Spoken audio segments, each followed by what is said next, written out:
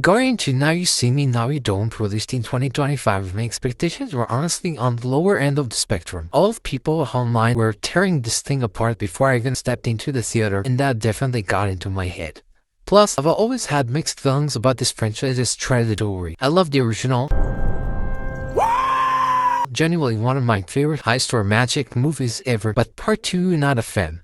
It's alright, like... It felt messy, overly flashy, and like it forgot what made the first film so fun. So coming into this third entry, I was pretty skeptical. I figured at best it would be decent popcorn fun, and at worst it would just be another overproduced sequel trying to coast on nostalgia. So yeah, expectations not exactly high. But then I actually watched it, and to my complete surprise, I love this movie. Sinker, that's what I'm talking about, Shadows! You know I love that! Like, genuinely loved it. It's one of those rare sequels that feels revitalized, confident, and energetic. In a way, I thought this series had completely lost in stylish fun. It actually has a sense of identity again. And by the time the credits rolled, I was honestly shocked at how much I enjoyed the ride.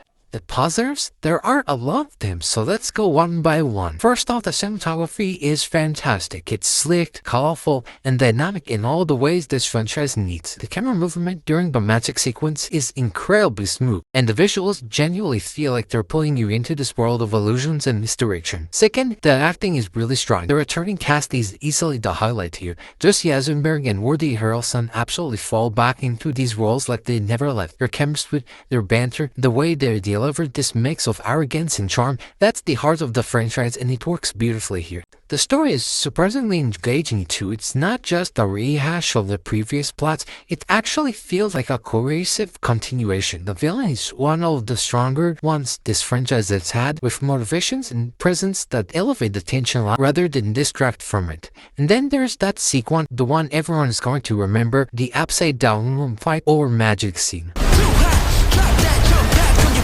Upside down room.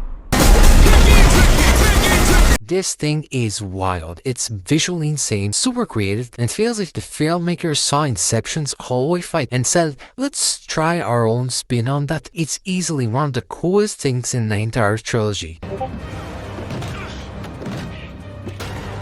And the twist? Yeah, I won't spoil anything, but I really liked it. It's clever, it makes sense, and actually enhances the story instead of feeling cheap. Good twists in this genre are rare, they pull it off.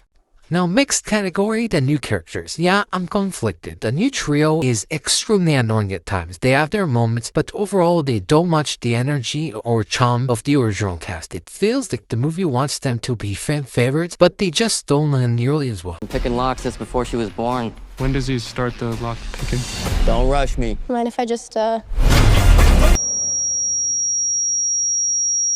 As for the negatives, there are definitely issues. A surprising amount of scenes feel recycled from earlier films, like they took beats from the original two movies and just repackaged them. It doesn't ruin the film, but it's noticeable. The CGI is another problem. There is a lot more CGI in this movie than in the earlier entries, especially for the magic sequences, and sometimes it looks straight up rough. The over-reliance on digital tricks takes away from the grounded tactical style of the original. Some scenes are also way too action-heavy. Don't get me wrong, the choreography is fine, but this series doesn't need to be a fist-fighting franchise. When they lean too hard into action, it makes the film feel unfocused, like it doesn't fully know whether it wants to be a magic heist film or an action blockbuster. And finally, the jokes. Woof. Some of the humor in this movie is bad. Thor: Love and Thunder bad. Oh, that's actually my real name, Atlas.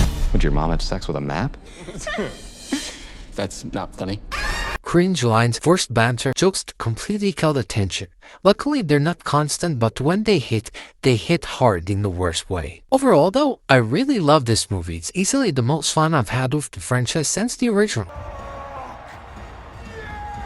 It surprised me in all the right ways, delivering some genuinely awesome sequences, and reminding me why I liked this world in the first place. I give this movie an A-.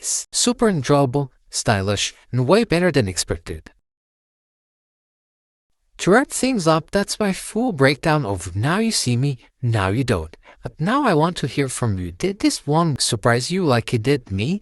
Or were you on the opposite side of the magic trick? Drop your thoughts, your rating, and whether you think this franchise still has gas left in the tank. Thanks for watching, thanks for staying around, and I'll see you in the next review. Goodbye.